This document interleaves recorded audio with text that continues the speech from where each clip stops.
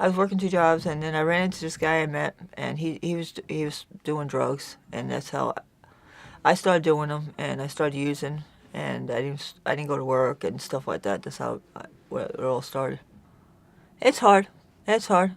It's hard because sometimes you get people looking at you like weird because you walk around with a bunch of jackets, or you walk around with a backpack with different bunch of stuff, and you see that they look at you like you're somebody different. They know who's who out here, you know. And you get sometimes you get harassed, sometimes you don't, you know. But sometimes the kids do, sometimes the kids don't. They know you have nothing, so they know you're not clean or you're dirty from the rain or whatever. And they or you're an alcoholic or a drug addict or something like that, and they mess with you.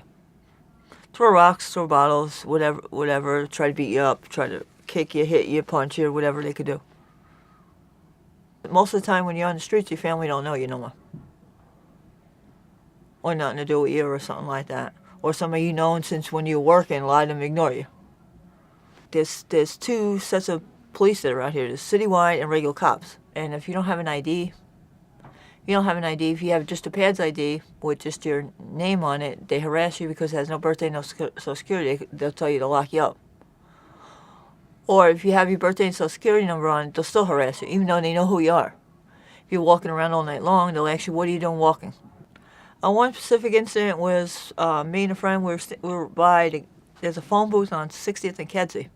We just walked up and we just went to go use the phone. She went to call to see if a friend was home, see if they would let us stay for the night because it was raining.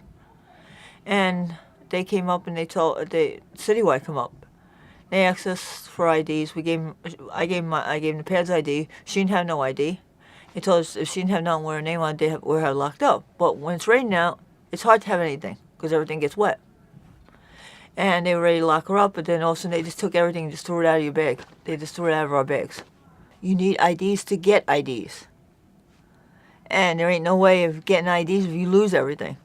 Public aid officers, they see you with something like, say, you're taking off your coats. And they see you with so many coats. Oh, look at that person, look at this person. You know, you can hear them whispering, you can hear them saying something. Like my old man, you never met him. He's tall, he has a big beard, long hair, okay? And he don't bother with nobody, but you can tell he's homeless, and everybody's like, oh, look at him and look at that, you know, because of the way he's dressed. But he, you know, and it hurts, you know. I mean, they should see that people are people, you know. Everybody should be treated the same.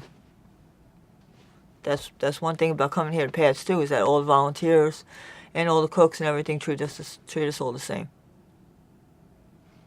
And it helps a lot being on the streets.